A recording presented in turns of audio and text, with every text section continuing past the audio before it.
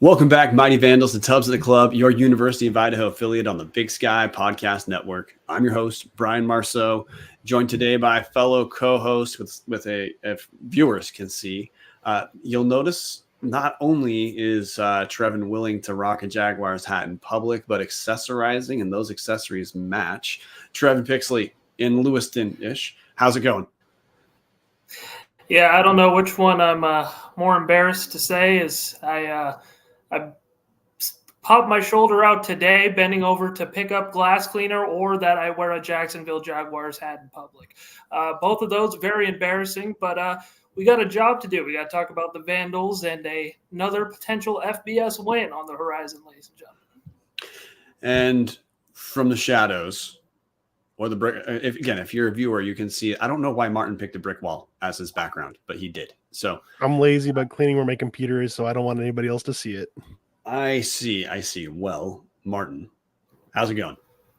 It's going well. It's another week. It's another week of the show. I'm excited, and I just noticed Brian's duster is not in the background. Breaking news. Yeah, I was gonna fix. I'll fix that when you guys get to talk. It's here. It's here, and that's something we can't mess with.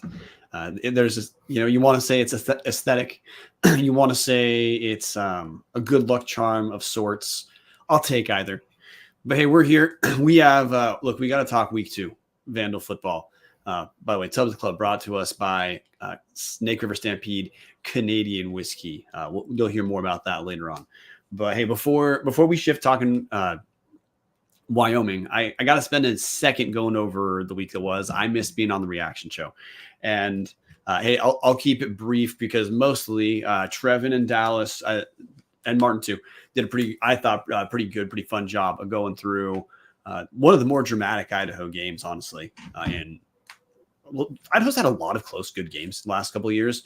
This is different, number 3 Oregon hanging tough. It's a 3-point game in the more halfway through the fourth quarter. Just absolutely incredible. But my basic takeaways are, hey, I want to piggyback. Idaho defensively was exceptional. There's obviously going to be some things to improve, but that's the best. Oregon's going to be the best offense and best defense Idaho plays the entire year. And defensively, Idaho with 3 sacks of Oregon. Keyshawn James Newby, 2.5 tackles for loss. No, that was a lights out effort from the defense.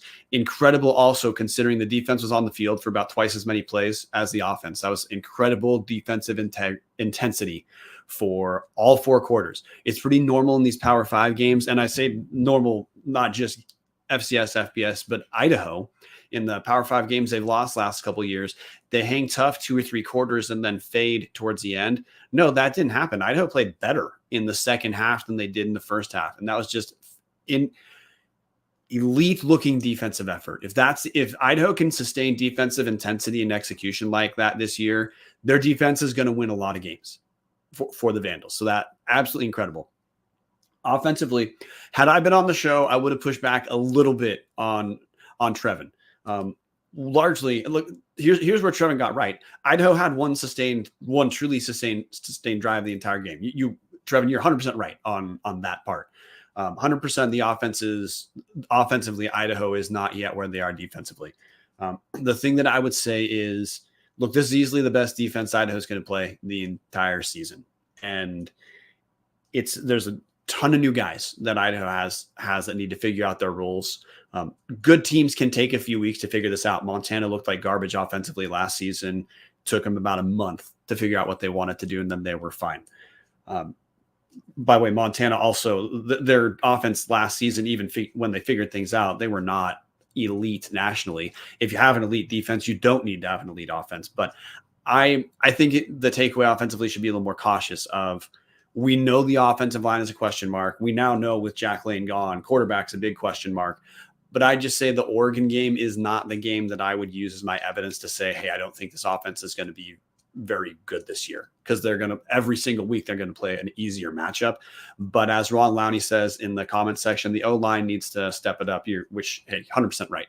So now we got to talk Wyoming, because we had a full episode. You guys can listen to the rest of the episode to talk about the Oregon and Idaho game. Like Jason X said, to paraphrase, they don't hand out trophies for losing to Oregon by 10. We got new games to talk about. So the Wyoming Cowboys in Laramie, Wyoming. Idaho travels to War Memorial Stadium to take on Wyoming. Mountain West Wyoming, preseason number 6 pick in the Mountain West. Trevin, we have a few things to roll through talking Wyoming, but hey, let's pretend we're doing Wyoming football 101. Where are you starting at? Starting with Wyoming, they got a new head coach. I think that's probably the most important thing to start off with. The thing with Trebe is he is not known for his great pronunciation. Jay Swavel, how do you say it, Bryan? I'm just going to go with Sawvel. I'll go Sawvel. Sawvel. So that's how we're going to go with it. And they played Arizona State last week and did not look very good. Looked kind of like a different Wyoming team for the last couple of years, Bryan, in my opinion. What did you take away from that? Yeah, so here's the big shift for Wyoming this season. Jay Sawvel he's head coach. This is Sawvel's first head coaching gig in his career. His path to Wyoming, I'm not going to go through every single position coaching stop, but some relevant things for us to pay attention to. Back in 2017, 2018, he's the defensive coordinator and cornerbacks coach at Wake Forest under Dave Clawson. Dave Clawson's the current Wake Forest coach. He was defensive coordinator for a year and 4 games. Sawvel was fired at Wake Forest in 2018 after 4 games. He sits out he doesn't coach, at least his bio, both on the Wyoming website and the internets that I found.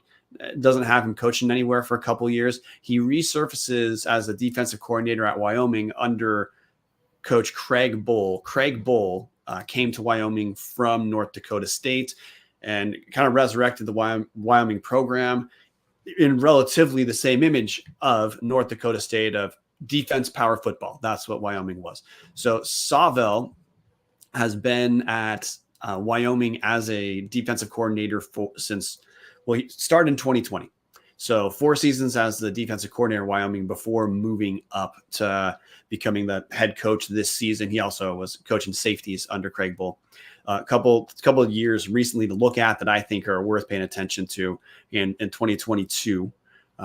North Wyoming goes 7-6 overall. So, hey, relatively solid, 5-3 in the Mountain West. A common opponent in 2022 for Wyoming and Idaho, Northern Colorado. Wyoming beats Northern Colorado 33-10. Relatively similar split to when Idaho beat Northern Colorado in 2022. Then last season, Wyoming goes 9-4 overall, including a bowl win, 5-3 in the Mountain West. Common opponent, Wyoming beats top 5 Portland State 31-17 in Laramie. They also beat another common Idaho opponent, Nevada, 42-6. So, hey, blew out Nevada just like Idaho did in 2023. But some things to pay attention to. In 2023, this is the number 2 scoring defense in the Mountain West, allowing 22.3 points per game, and the number 3 rushing offense at 144.5 yards a game, 4 yards per carry. Now, heading into this season, with Sawvel as head coach, the small sample size we have is, hey, no real shock. Not much change defensively. They're still running the 4-3, still relatively, base packages, according to Jason Eck, kind of like Montana State in what they'll do on first and second down. Defensively, they kind of hold off on more creative blitz packages until third down. Offensively is where this team's looking different. Craig Bull, power football, very sophisticated power football, but power football was Craig Bull's DNA. This year, Wyoming's running a pro-style West Coast offense, clearly putting an intentional effort into throwing the ball a little bit, which is, well, so far we only have 1 game. The results are not great. The quarterback situation for Wyoming is not one of a ton of experience. The 2 guys who saw action in the 48-7 loss at Arizona State, starter Evan, I'm going to butcher the last name, Svoboda, goes 6 of 15 for 42 yards through 2 awful back-to-back interceptions. Caden Anderson, freshman, came in relief, went 4 of 5 for 36 yards and a touchdown. According to the depth chart released this week, Svoboda, however you say that, he's still listed as starter. Svoboda's a junior. He's been at Wyoming his entire career. He played at Snow. Sorry to cut you out there, Brian. He played at Snow College for a year in 2021. Okay, I'm a liar. Second year. I'm a liar. This is his second year at Wyoming. Thank you, producer, not that Marten. Svoboda's thrown 53 passes in 2 years at Wyoming for no touchdowns and 3 picks. So there's not a ton of QB experience under center on it for a team that wants to throw the ball a little bit more than they did in the past. I wouldn't look at the pass rush split of a 48-7 loss as necessarily indicative of what the team is going to do against Idaho. But keep in mind, even though the team tried to pass a little bit more, they still rushed it 32 times compared to 20 pass attempts, though 6 of those were Svoboda rushes, which would at least 5 of those would have been sacks. So a little bit closer to a 50-50 split. That's the basic background. We have some injury stuff we'll need to get to in a second, but hey, with that as our launching point, Trevin, what are you paying attention to out of this Wyoming Cowboy football team? Yeah, offensively, like you said, spent a good chunk of time there discussing it. I'm not blown away by really anything Wyoming does offensively. Just from the little spurts that I was able to watch prior to hopping on here from their game against Arizona State, their quarterback is built very similar to me as Colton Richardson. Maybe I'm crazy, but he gives me Colton Richardson vibes. I don't know. Maybe. Am I crazy? Am I crazy about that? I trust your judgment. Okay. I don't know. I went to high school with him, so I don't know. I always like to say that. But I think he's kind of built like him in a way. But, I don't know. I'm not blown away by anything that they do offensively. I think defensively, they're a little bit more sound on that side of the ball. And with how this Idaho offense is a little bit more, a little more injured without Jack Lane, the way they played against Oregon, again, you can't really take what that offense did against Oregon as the true judgment call of what this Idaho offense is going to be, but, could potentially struggle against that defense. But I'm thinking Wyoming's calling card is going to be the defense more than the offense, in my opinion. Yeah, look, and there's some key injuries that we gotta address with Wyoming. I mean, the big one, and hey, this is from Coach Savell, reported in the Wyoming Morning News. Starting left tackle Nathan Geiger is for sure going to be out, and defensive end Devon Harris is for sure going to be out. Strong safety Isaac White, he's listed in the depth chart, but had a head injury against Arizona State. He's thought of as questionable. Tight end John Michael Gillenberg, who I guarantee I butchered that, is he's listed in the depth chart this week, but he may be out. Also, running back Dwyan McNeely is listed as questionable. He was listed on the depth chart for this week too. We got in the that's another big thing to bring up is Wyoming's potentially down their top 2 running backs as well. So look, they're up for sure. Like this is from Jason Eck talking on Colter Nuanez's his show, Big Sky Breakdown. Wyoming looked bad against Arizona State, but the Cowboys went 7-0 last season at home. They're historically a pretty good home team. Stadium's at elevation. It can be a relatively tough place to play. They've got strong fan support. We're still early in Coach Savell's background, so I don't think there's reason to think they've lost energy or momentum at this point based off the one blowout loss that they're supposed to lose.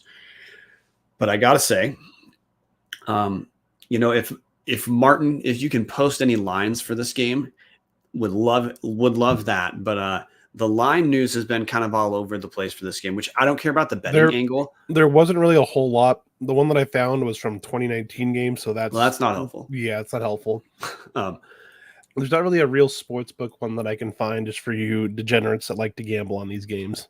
But look, I gotta say, there's a lot of returning talent from last season for Wyoming, but the team only picked up 7 transfers, in the portal era.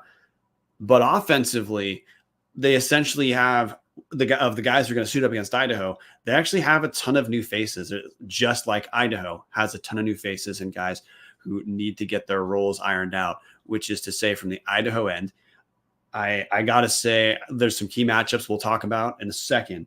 But look, the Mountain West has been pretty good at dropping games to Big Sky teams the last few years. I mean, it's already happened once. New Mexico should have lost by 20 to Montana State. They lost.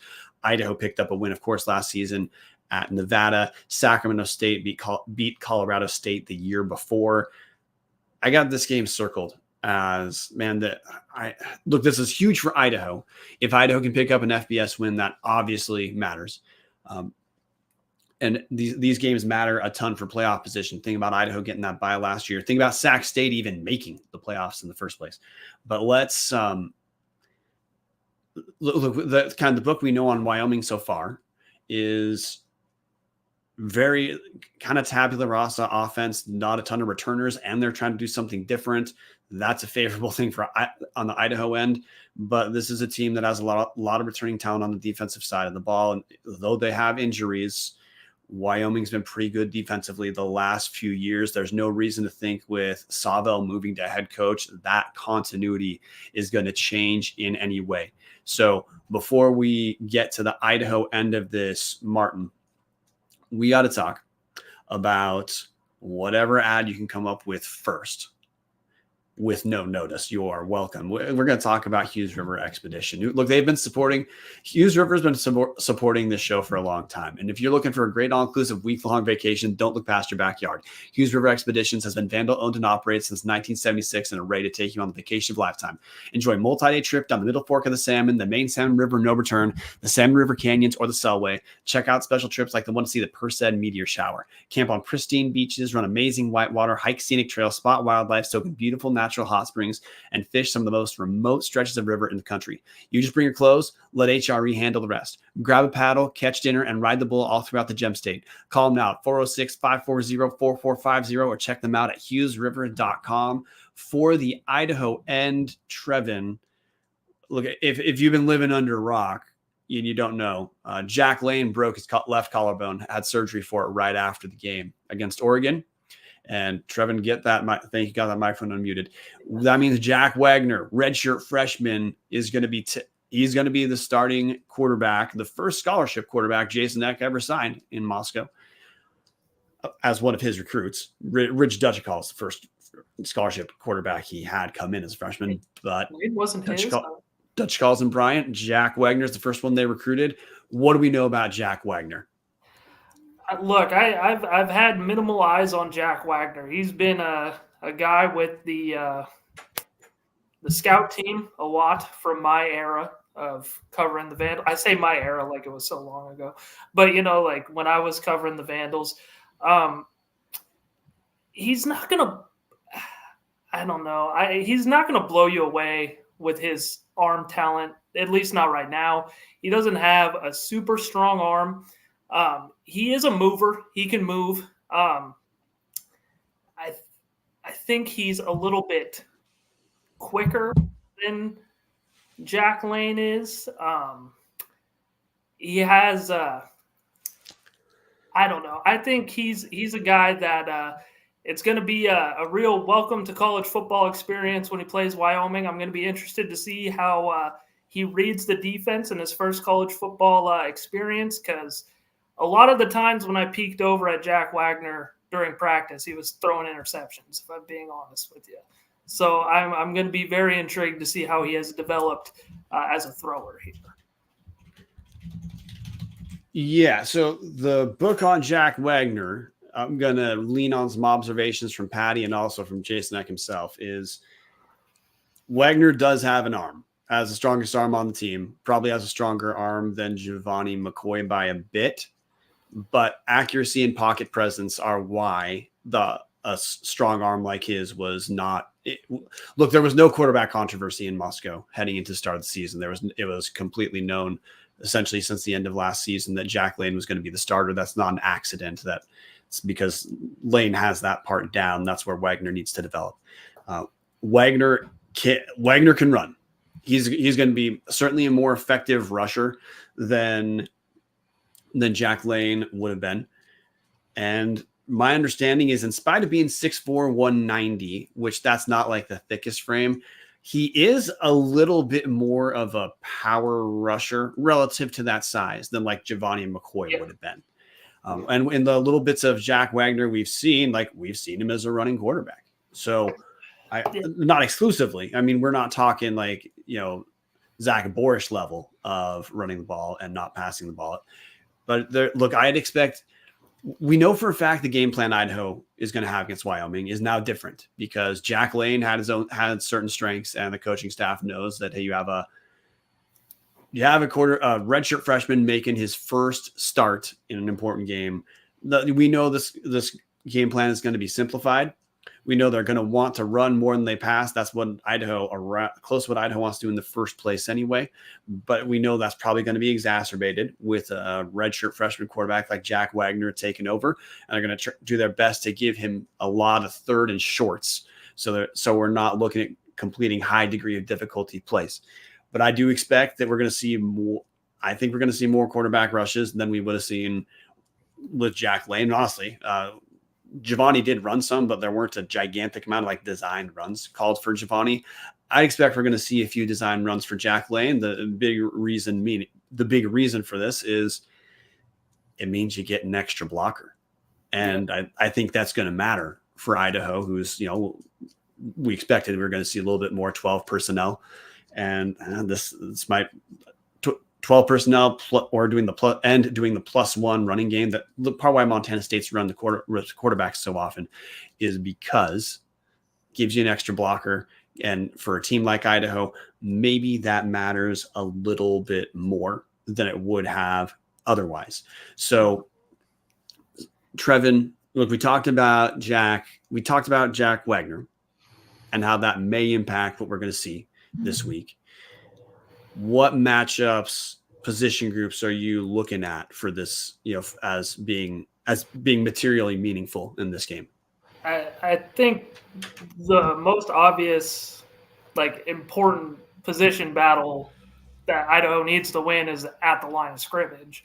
The offensive line needs to protect Jack Wagner first and foremost, whether he's passing the ball or, opening him up some running lanes. And they also need to open up some holes for Eli Cummings, Nate Thomas, or, even if they want to throw in a third running back in there, with the Jack Lane down to even try to run the ball even more, they need to open up running lanes for these running backs.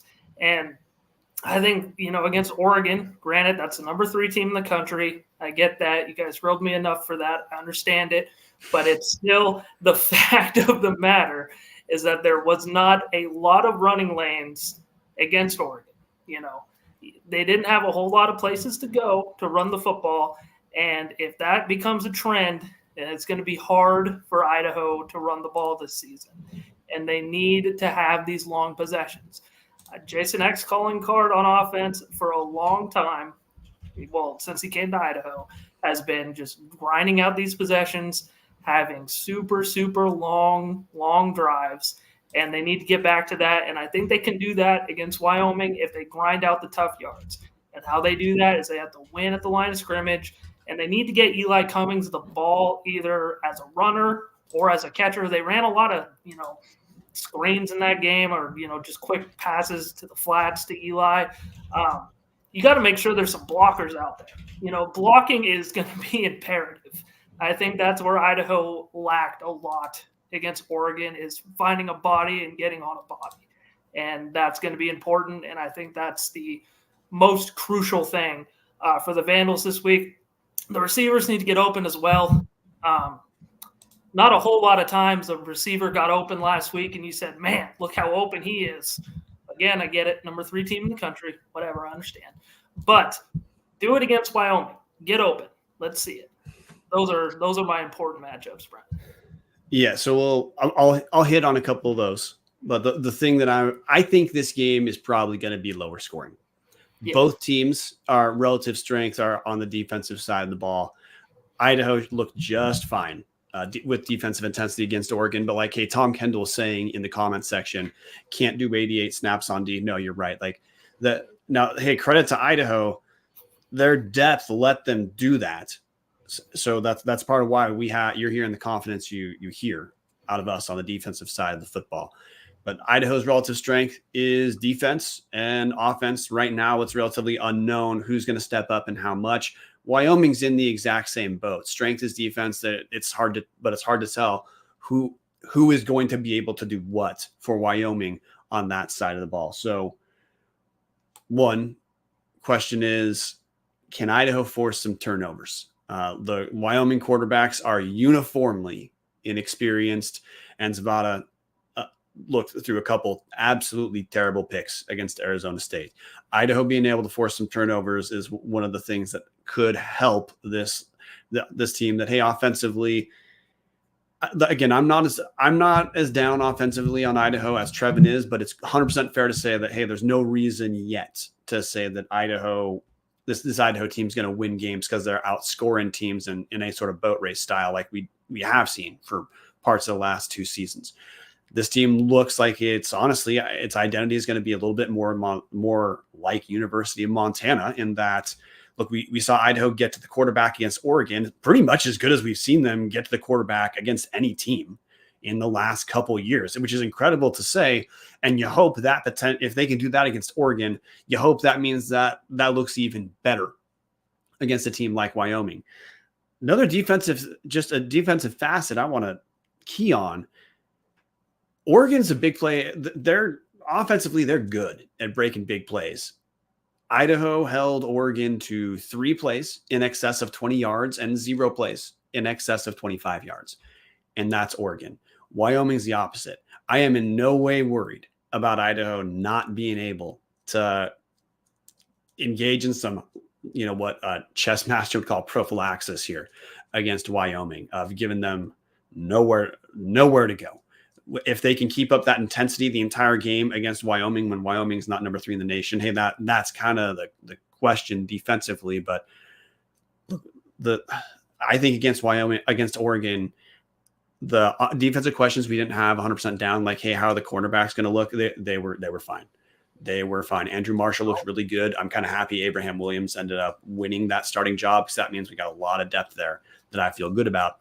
We know guys like Tommy McCormick are going. We already know they're fine. We know that defensive line is stout. We know, and they're looking faster to me than we've seen in Idaho in any years.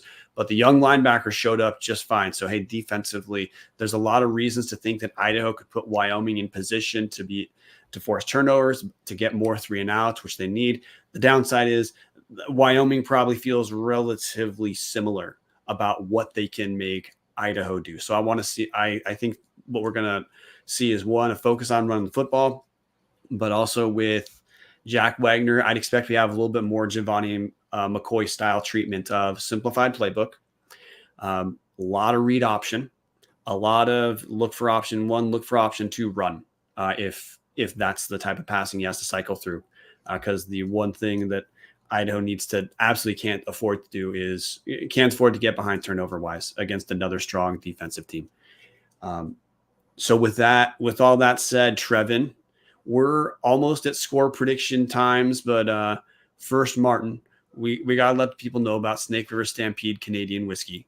Show sponsor. Look, they have 2 whiskey options. You can't go wrong with either the entry-level Snake River Stampede, or you want to celebrate a bigger, not that Diet Coke shit. You want to celebrate something. You want to celebrate Idaho win over Wyoming, class it up with Snake River 1915 small batch edition. Both had double barrel finishes. Both are 3-grain whiskeys, 80% corn, 10% rye, 10% malted barley. You can't go wrong either way. Grab a Snake River today. So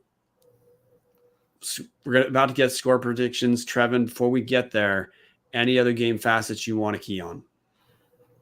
No, I do want to say I'm very, very confident in Idaho's defense. I think defensively, Idaho's is as solid as they've ever been. Since I've covered this team, I think the defensive line is good. They are deep. I think the secondary is good. I think the linebackers, that's a group that, I've always been high on. I thought that young core was going to rise to the occasion, and boy, did they. I mean, Jackson Eck, Zach Johnson, I believe, was even in a handful of plays. The Coeur d'Alene kid. I mean, I'm very excited to see where this defense can go. Very, very skeptical about the offense, but we'll see how that translates come Saturday and the rest of the season. Okay, Martin, get yourself in here. It is time for score predictions. I'm going to go Idaho 18, Wyoming 15. That's a good guess. Okay. Trevin, what are you going with? That was pretty good. I'm going to go Idaho 13, Wyoming 10. Idaho 13, Wyoming 10. You know, just one thing. Before the game starts, guys, I'm not going to read the Idaho 2 deep, which is the Tubbs, full disclosure, has in other years had a rich tradition of that. Get familiar with the 2 deep on the D-line because Idaho goes about – look, Idaho played 11 D linemen against Oregon. There's around 8 to 9 D linemen who I think could pretty much start at almost any school in the Big Sky. I mean, like, look, we talk about guys like Malachi Williams. We talk about guys like Keyshawn James Newby, but hey, Zach Krotzer had some huge plays. We all know about Dallas Afalava. Yeah. I know I think it's Matthias McLean out of Priest River even played some snaps against Oregon as well. Yep. Yeah, there's some depth on the D line. Get familiar with that depth because that's one of the things that I think this Idaho team is going to try to really. One of the things that we saw. Look, Idaho played hard defensively before under Rob Orich, so like, hey, no shade coming that way. Everyone's happy with how Orich was in his 2 years, but in our small sample size, Dan Jackson has been able to bring an extra level of intensity that makes me honestly in a good way think of Montana football. Think of that for this Idaho team, especially when we got a young quarterback playing. I'm with you guys on Idaho. I think Wyoming has so many offensive questions that the fact that Idaho, we're not sure what we're going to get out of the quarterback. Well, look, Idaho didn't actually get that much out of Jack Lane against Oregon. Not a put down. Like, they shouldn't have got much against Jack Lane against Oregon. If Idaho wins that game, they're going to win that game 17-14 or 21-17 anyway. But they were competitive, not getting that much out of the quarterback. I think we're probably going to see more offensively against Wyoming than we saw against Oregon because that's not a high bar to hit. I'm going to say Idaho 20, Oregon 14. So that's your prediction. That's your predictions. Tubbs predicting a clean sweep. Dallas. I'll see if I can get a game score out of Dallas, which we'll hit on later because we're gonna pick the Big Sky. Before we pick the Big Sky, though, I do want to say one thing about Patreon.com/Tubbs the Club. This is different. Obviously, join. The Discord explodes during football season. It can cost you as little as a cup of coffee. It can cost you more than a cup of coffee. We're okay with that. But hey, special thing we're doing for some patrons. I say some, emphasis on some. We got a special gift that I actually have to explain a teeny bit for it to make sense. So a ton of whiskeys listeners know and love are what we call sourced whiskeys. So Snake River Stampede is a sourced whiskey, which is it's Canadian whiskey. So the whiskey itself is aged in Canada. Snake River imports it. They do their own aging and blending. Completely normal for a lot of whiskey companies to source whiskey and blend it on their own. Well, Tubbs of the Club has their own special blend that certain patrons are going to get. We got about 7 bottles that I essentially have to just do a random drawing between the top, our $19+ a month patrons or people who do something extra like, hey, the Mayors are in this drawing because they feed all of us the entire damn year. So speaking of Mayors, they are hosting a game. They are hosting a function in Wyoming. Yeah. So, by the way, Dallas picks Idaho 24-21. The blended whiskey I made, which I spent some time this summer figuring out. It's sourced, so no, I didn't distill this. I'm not going to kill anyone. It's a mix of 3 things. One, Canadian whiskey has this really special this one thing unique about Canadian whiskey. You can have up to 1/11 of the contents of Canadian whiskey be something other than Canadian whiskey and still call it Canadian whiskey. So what I did is I sourced some Alberta Premium 100% rye 80 proof whiskey, sourced some Alberta rye cask strength. That's about 126 proof whiskey. blended those two together to get stronger flavors out of the rye itself. And so we have different flavors showing up. And then not just under 9% is port mixed in there. It's Tubbs the Club blend. I don't have a name for it, but hey, so we're going to do a drawing. Certain patrons are going to get it. Other top patrons, and we still have shirts you got to order, but that's going to be coming out. I'm going to do my best to deliver that during the first game. So Tom Kendall saying, is Bryan in nursing school or bartending school?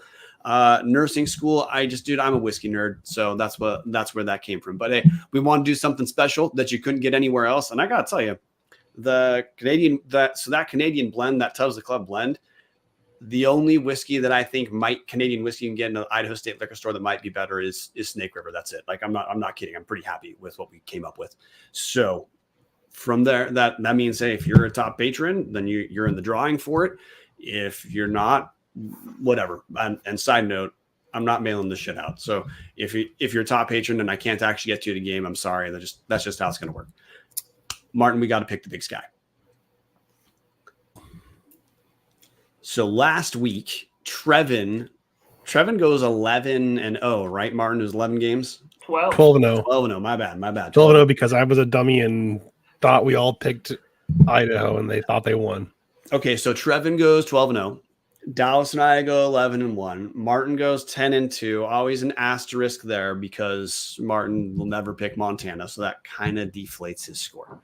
So Tubbs the Club did not too bad picking the big sky. This week, we're going to run through. So, hey, Marten, I'm always going to throw to you first for your reaction for your game and then your game pick. So it'll go Marten, Trevin, me. Game 1, Texas A&M Commerce at UC Davis. Davis wins this one easily. Davis wins this one 63-13. Yeah, Texas A&M Commerce is the type of team I wish Idaho could get as an FCS, kind of body bag game. But UC Davis looked good for a half against Cal, then wore down. Miles Hastings looked great early and pretty bad in the second half. Land Larison's healthy. But, hey, this is UC Davis has a new coach, so there's always a chance we got a new team DNA. Tim Plow's been around the big sky for a long time, well respected as an offensive coordinator. His first time running the show himself. In the comments section, James, everyone's picking Davis because everyone knows, and everyone's picking a blowout. But Patty Frick saying Commerce could be okay this year in the SLs in the Southland Conference, but not good. Yeah, well, the Southland Conference is not good at all. So, okay, hey, we're all picking UC Davis. We already got this one. Moving on. There's virtually no intrigue in Texas A&M Commerce right now. Sacramento State at Fresno State. Fresno, but it's close.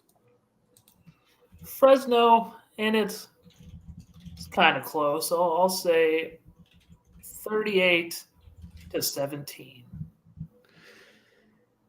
Yeah, so, Fresno State is historically a pretty solid Mountain West team, of course. However, we don't know that much about them. They lost 30-10 to number 9 Michigan in week 1. Do know Logan Fife, potential starter for Montana, is a Fresno transfer, which tells us nothing. So, here's the thing: Sacramento State looked like they should have beat San Jose State, but 5 turnovers killed them in that game. In addition, as Patty Frick saying, Sac dominates on the ground for 3 quarters and they choke it in the end. That's pretty much what happened in the San Jose State game. I'm going to pick Fresno State here. I am looking at continuing to see what that quarterback situation looks like for Sacramento State. Caden Bennett's the starter. Did not look very good against San Jose State. Carson Conklin in a small sample size he also did not light the world on fire either.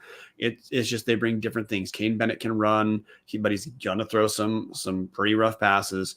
Carson Conklin is a traditional pocket passer, but he doesn't have a ton of experience. So I think we're all picking Fresno State. NAU at Arizona. Arizona By a score of 48-10. Okay, so the brain dead thing is to pick Arizona because you should. Our only sample size of NAU is beating Lincoln 66-6, which means absolutely nothing. But if for some reason you are saying, hey, I really want to watch this NAU game, what you should be looking at is a new head coach. We have a malfunctioning NAU website malfunctioning. The team was all over the place with what they did quarterback wise against Lincoln, because they didn't really need to do much, but they rushed it 35 times, passed the ball 17 times. That's a pretty heavy ratio in one direction. It was a blowout, but the general direction of the Big Sky has been the better teams. Like, they still pass enough, but power football has been kind of dominating the Big Sky Conference and the Missouri Valley Football Conference. So seeing if NAU has can show any sort of that type of strength against Arizona, but I'm picking Arizona. This shouldn't be that close. Our first Big Sky Conference game of the year, top 5 Portland State at Weber State. In an upset, Weber State wins. Yeah, I got Weber State as well. 24-7. Yeah, I'm going with Weber State. Now, Weber State did not as detailed on the Big Sky Podcast Network Power Rankings show on Monday night, hosted by me. Patty Frakes joined us. Weber didn't light the world on fire against Washington, but hey, Richie Munoz was good at starting quarterback for half of last season. Damon Bankson, running back, he looked healthy against UW, rushed for over 100 yards. If he's healthy, he's one of the best running backs in the league. And defensively, Weber State's front seven, we talk about Idaho giving teams problem. Weber State's front seven is going to give teams problem. 2 names to pay attention to for Weber State: Braden Wilson and Kamari Bailey. Idaho Vandals know Kamari Bailey is on the D-line. So I'm picking Weber State, and I think this is going to be a get-right game. I think this is we're going to know more about who Weber State is after this game, I believe, as far as like what that actual development is for in year 2 of Mickey Mental. Maine versus Montana State in Bozeman. Montana State by a mile. Montana State by 2 miles. I'll go 55-17. Yeah, the Bobcats have played 2 games. They're 2-0. They've rushed for about a little over 700 yards in 2 games. That's even with offensive linemen out. You can call that good. Tommy Malott has only rushed it 15 times on the year in 2 games, which for him is not very much. 3 of those rushes are for touchdowns as well. So that means he's only hit the ground at max 12 times from rushing. And in college, we count sacks as rushes. I'm picking Montana State. The Bobcats have looked really good these first couple weeks. That's a team to watch for throughout the rest of the season. Northern Colorado at Colorado State. Ooh, throwing me off here, Bryan. Colorado State. Oh, God. Yeah, my bad. Yeah, Colorado State, 35-3. Man, Northern Colorado is doing their best to make me look bad. And I'm kind of taking it personally. The Bears averaged 14 points a game last season, fired their offensive coordinator, the right call. But then in week 1 against Incarnate Word, a good FCS team, but still an FCS team, Northern Colorado scores 7 total points. They gained 360 yards, not awful, but put up 7 total points, turned the ball over 4 times. I don't expect that's going to get better against Colorado State. Starting quarterback Peter Castelli for Northern Colorado, he accounted for 2 of those turnovers with 2 picks. But this team, they do have some talent on the ground. David Afari and Van Shield are 2 rushers who could matter once Big Sky play starts. Keep in mind on those names. But full disclosure, this is a pretty easy one to me. But Van Shield, a transfer from Colorado State, who carried 90 times in 2023. So actually interesting to see that happen. But yeah, Northern Colorado is going to lose for sure. Colorado State. The game I missed, the Drake Bulldogs, famous for being the first team we saw Jack Lane play against, travel to Cheney, take on the Eastern Washington Eagles. Eagles sitting at 1-0 right now. All right, Martin. Drake, I'm not going to make side of stuff. Eastern's going to boat race Drake. It's not going to be close. I'm also going to go with Eastern Washington, but I will say Drake, for some reason, gets the most auto-generated rookies in Madden for some reason. Like, I will never understand that ever. Like, it's like a premier Power 5 best college ever. But yeah, Eastern Washington. Grandpa Bryan has no idea what you're talking about. Eastern Washington looked great. Offensively, they look great against Monmouth. Kakova Vesperis, 26-29 for 282 yards and 5 touchdowns. On the ground, Eastern rushes 54 times for 265 yards. So pretty good split against Monmouth. Now, Monmouth isn't the best team in the FCS, but you know what? They're better than Drake. So I'd look for another blowout Eastern Washington win. Eastern, they're going to have some momentum, man. Eastern has Southeast Louisiana in 2 weeks and then Nevada after that. There's a world where Eastern's 4-0 at the end of out-of-conference play. And I say that because, man, would I kill for that schedule. But, yeah, you got to pick Eastern Washington. We will have no idea if Eastern's made any progress defensively after this game. But we know that no one had questions about them offensively, but damn, they looked good in week 1. Oh, God. Cal Poly at Stanford. Stanford. No, I'm just kidding. Stanford as well, 63-7.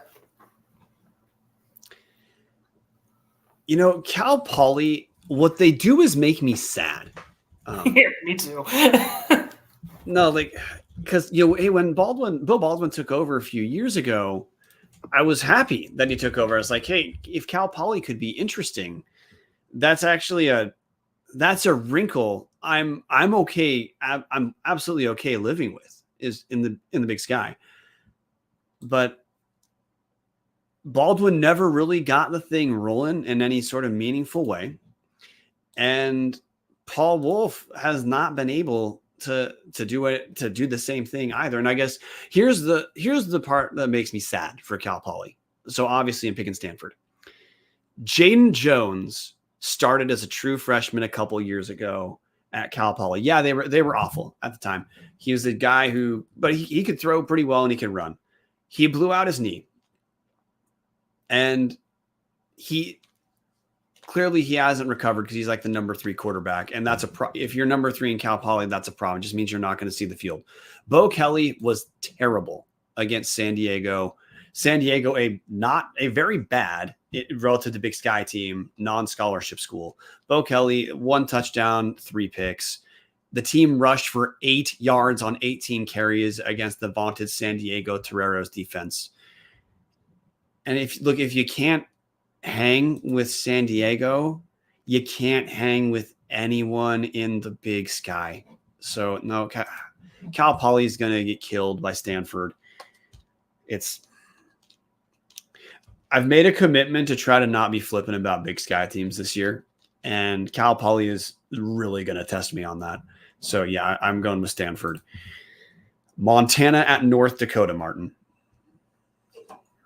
Let's go with those fighting Hawks of North Dakota. I'm going to go Montana. 38-7. Big win for Montana. Okay, so Montana sitting at 1-0. North Dakota sitting at 0-1, but North Dakota played Iowa State. So what else is North Dakota gonna be? This game's at North Dakota, which North Dakota was a playoff team last season. So a reasonable talent. Montana did not exactly light the world on fire, beating a Missouri Valley football team in Missouri State who is objectively, at this point, worse than North Dakota. But the intrigue here early in the season, in the Big Sky, we had a lot of quarterback turnover last couple of years. So a lot of schools are going to be figuring out what they're doing offensively. Montana has 2 quarterbacks they played. Logan Five looked like he made a claim to take that starting position. And Junior Bergen did not play against Missouri State, so that matters. But Montana struggled early. However, Montana struggled early last season and really got things together, finished as the national runner-up. So I'm not going to overreact to a slow Montana start. I am curious about what they do quarterback-wise because Bobby Hauck is famous for having never developed a quarterback. Logan Fife is a junior. He's been around for a while. Kealili Ayat is a redshirt freshman. He does not have experience there. So, honestly, I think with that as the background, you should expect Fife is going to take over. But Montana is strong defensively. They're always going to be that way under Bobby Hauck. So I am picking Montana to win this game. And with that, we have one final game, Western Oregon D2 at Idaho State. Idaho State. I want to be cheeky and pick Western Oregon just for fun, but I'll go Idaho State too. So the one thing that I'm willing to be flippant about right now with other teams in the Big Sky is D2 games. I absolutely do not care about when any Big Sky team is playing D2 or like when NAU is like, when they're playing Lincoln. But I got to say for Idaho State, there is a little bit of intrigue there. Jordan Cook had a rough outing against Oregon State. And the quarterback who did not have a rough outing for Idaho State is Kobe Tracy, transferred from Utah Tech. At Utah Tech, Tracy played a decent amount, threw for 19 touchdowns and 12 picks last season. So he produced at the FCS level. I expect that he's going to take over as the starter. Patty Frakes in the comments section agrees that that's probably what he expects going to happen with Kobe Tracy, which is a little shocking. By the way, Tom Kendall saying Tracy will start per Baby Hawk, meaning Coach Cody Hawkins. So, hey, paying attention to how Kobe Tracy looks, but otherwise, Idaho State gets a D2 win. I don't care about those teams. Comment section, a lot of agreement with us. Steve Kurtz, I'll stand with the professor and not comment on teams that play lower division teams. Ron Lowney, the Grizz are in trouble. We've got, so I'm going to just cycle back through the comment section. Most obviously, everyone's picking Idaho State to win pretty easy. We're a little bit mixed on Montana. We got Steve Kurtz picking a 41-21 Montana win. We got James Aldrich. James, good to see you here, dude. Picking North Dakota to win 42-9. We got James Jacobs. Montana's overrated, 24-22 Hawks. I got to scroll back. I got to find where Colin Hughes brought this up. And last season, the big talk was firing Bobby Hauck. Now, part of that was self-inflicted on Hauck's end because he didn't sign an extension, which makes him easy to walk away from. But the joke being like, it's a very mercurial fan base, very temperamental fan base. Some people might say kind of Boise State-esque, if I may. But anyway, you guys, thanks for joining us. Game kicks off at 1:30. Where can you watch it? You can watch it on True TV. If you were like 12:30. 12:30, sorry. 1:30 Mountain. Yeah. 1:30 Mountain time. So there's a world where kind of right. Wrong. Yeah. Yeah, I was not. It's not that I was wrong. I just wasn't precisely right. Kicks off at 12:30 Pacific time, 1:30 Mountain time. True TV. If you're thinking, what in God's name is True TV? HBO Max. If you're thinking, what in God's name is HBO Max? Then Max. Sure, Max. If you're thinking, what is that? Just Google watch Idaho, Wyoming. You're going to need to stream the game. We get to be reacquainted. To me, it's hysterical to me that we're in the Big Sky, and I honestly like that our streaming situation is better than most conferences. I'm counting like Power 5. Like, hey, Oregon had that, their game was blacked out regionally for a lot of providers against, the Idaho-Oregon game. And that's Big 10. Idaho, no, dude, ESPN Plus. It's one thing. They're all on the same network once you get to the conference season. Easiest thing in the world. I honestly would not want to change places with virtually any other conference, which is to say #lateral move. With that said, guys, thanks everyone for joining. If you haven't listened to my episode from Monday night, I run through Patty and I run through each team in the power rankings. We're still going to roll our football recording schedule is pretty compressed, guys. We have previews like we're doing tonight. We have instant reaction as instantly as we feasibly can after the games on Saturday/Sunday. And then Sunday nights, it's always going to be late. That's when I'm doing the Big Sky Podcast Network Power Rankings. Patty will join me on that as often as we can make that happen. But it's been a pleasure having everyone. Comment section kicking ass. Thank you, Snake River Stampede, for sponsoring us, and Hughes River Expedition.